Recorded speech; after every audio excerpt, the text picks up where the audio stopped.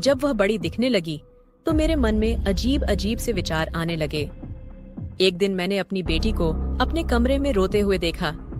मैं उसके पास गया तो उसने अपने आंसू पोंछे लिए और चुपचाप सिंपल सी हो गई। मैंने कहा, बेटा क्या हुआ? लेकिन वह कहने लगी, कुछ नहीं पापा जी, मैं ठीक हूँ। मुझे पता है बेटा, तुम रो रही थी, मुझसे मत छुपाओ, मैं तुम्हारा बाप हूँ। भला आपसे क्या छुपाना, अब तो हम दोनों ही बचे हैं जो एक दूसरे का सहारा है। मेरी बेटी नजरें झुकाकर कहने लगी, पापा ऐसी बात नहीं है, मुझे बस मम्मी की यादें आने लगी थी, इसलिए मुझे रोना आ गया। बेटा जो होना था वह तो हो गया, वह सब भगवान की मर्जी है, हम इसमें कुछ भी नहीं कर सकते हैं। मुझे भी आपकी मम्मी की यादें बहुत आती हैं, लेकिन क्या करूं? अब मेरी बेटी मेरे गले लग गई और कहने लगी, पापा मुझे मम्मी के बिना बिल्कुल भी अच्छा नहीं लगता है, अगर आप भी चले जाओगे तो मैं क्या करूंगी अकेली? बेटा मैं कहाँ जाऊंगा, मैं तो आपके ही साथ रहूंगा। नहीं पापा, कल अगर आप नई शादी कर लोगे तो आप उनको वक्त दोगे, मुझ पर जरा भी ध्यान नहीं दोगी, मुझे पता है। नहीं बेटा, ऐसी बात नहीं है, अगर तू कहे तो मैं दूसरी शादी नहीं करूंगा। लेकिन बेटा, अगर कल को तेरी शादी हो जाएगी और फिर तू अपने ससुराल चले जाएगी, उसके बाद तुम्हारे पापा पर क्या बीतेगी तुम नहीं सोच सकती बेटी। अकेले खाना बनाना, रोज अकेले रहना, जिंदगी भर कैसे रह सकता है अकेला इंसान? मेरी बेटी मुझसे दूर हट गई और कहने लगे, अगर ऐसी बात है तो पापा मैं शादी नहीं करूंगी, वैसे भी मुझे शादी करना नहीं है, आपसे दूर मुझे नहीं जाना है। लेकिन बेटा, अभी तो मेरी आधी उम्र बाकी है, इस समय मुझे एक जीवन साथी की भी जरूरत है। मैं अकेले ही पूरी जिंदगी कटूंगा, बिना जीवन साथी के तुम सोच सकती हो बेटा कि अकेले रहना कितना मुश्किल है। हाँ पापा मैं जानती हूँ। बेटा रात का समय हो गया है, आज तुमको भूख नहीं लगी है क्या?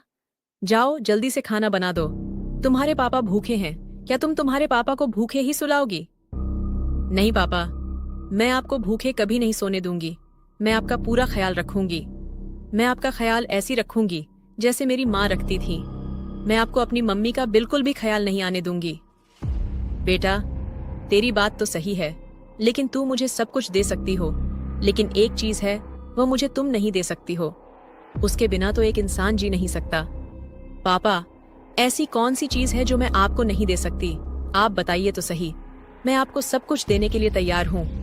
बेटा तुम पहले खाना बना दो, उसके बाद हम रात भर बातें करेंगे, तुम्हारे पापा कहीं नहीं जाने वाले हैं तुम्हें छोड़कर। हाँ पापा, मैं जल्दी से खाना बना देती हूँ, मुझे भी भूख लगी है थोड़ी सी। मुझे खुद पर शर्म आ रही थी कि मैं अपनी बेटी के साथ क्या करने की सोच रहा हूँ, लेकिन अगर मेरी बेटी भी तैयार हो रही थी तो मैं क्या करूँ? बचपन से ही मैंने उसे बड़े प्यार से रखा है, लेकिन आज ऐसी बातें करूंगा तो वह शायद मुझ पर थूकेंगी। खाना खाने के बाद में जब अपने कमरे में गया तो मेरी बेटी सोई हुई थी। मैंने कहा, बेटा तबीयत तो ठीक है ना तुम्हारी? हाँ पापा तबीयत तो ठीक है, लेकिन मेरे पैरों में पता नहीं क्यों हल्का हल्का सा दर्द हो रहा है। यह सब अभी अभी हो रहा था, जब मैं खाना बना रही थी तब तो नहीं हो रहा था। क्या हो सकता है पापा? बेटा कोई बात नहीं, मैं तुम्हारे पैरों की मालिश कर देता हूँ।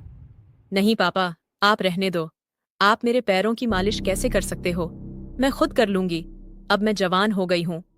मुझे पता है बेटा तुम जवान हो गई हो, लेकिन मेरा भी फर्ज बनता है कि मैं तुम्हारी मम्मी के जाने के बाद तुम्हारा ख्याल रखूं। ठीक है पापा कर दो मालिश, मुझे पता था कि तुम नहीं मानने वाले हो। मैं उसके बाद मेरी बेटी के पैरों की मालिश करने लगा।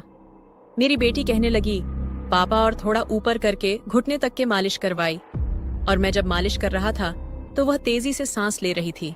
बेटा क्या हुआ, इतनी तेजी से सांस क्यों ले रही हो?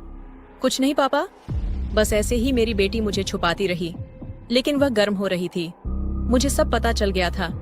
मेरी बेटी कहने लगी, पापा अब मुझे याद आया कि तुम वह कौन सी चीज के बारे में बात कर रहे थे जो मैं तुम्हें नहीं दे सकती। पापा बोलो अब। मैंने उसे चीज की ओर इशारा करते हुए कहा, बेटा तुम मुझे नहीं दे सकती हो।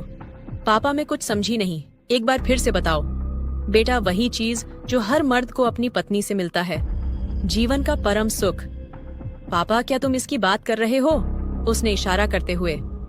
हाँ बेटा मैं इसी की बात कर रहा हूँ। लेकिन पापा हम तो बाप बेटी के रिश्ते से बंधे हुए हैं, ऐसे में मैं तुम्हारे साथ ऐसा नहीं कर सकती पापा, यह तो समाज में गलत समझा जाता है। बेटा इसीलिए तो मैं कह रहा था कि मैं नई शादी करूंगा ताकि मुझे वह सुख मिले जो पत्नी देती है। नहीं पापा, मेरे होते हुए आप नई शादी नहीं करोगे। अगर ऐसी ही बात है तो मैं आपको देने के लिए तैयार हूँ। बेटा, किसी को मत बताना, नहीं तो हमारा भांडा फूट जाएगा। पापा, मैं किसी को नहीं बताऊंगी। क्या मैं ऐसा कर सकती हूँ?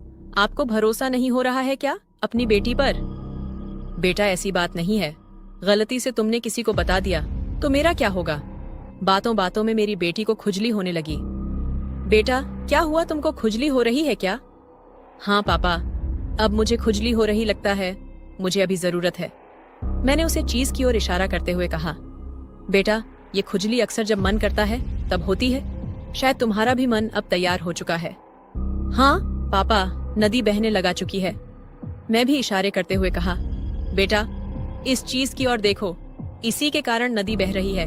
अगर ये मिल जाएगा तो नदी शांत हो जाएगी। हाँ पापा, अब मुझे रहा नहीं जा रहा, मुझे जल्दी से दो।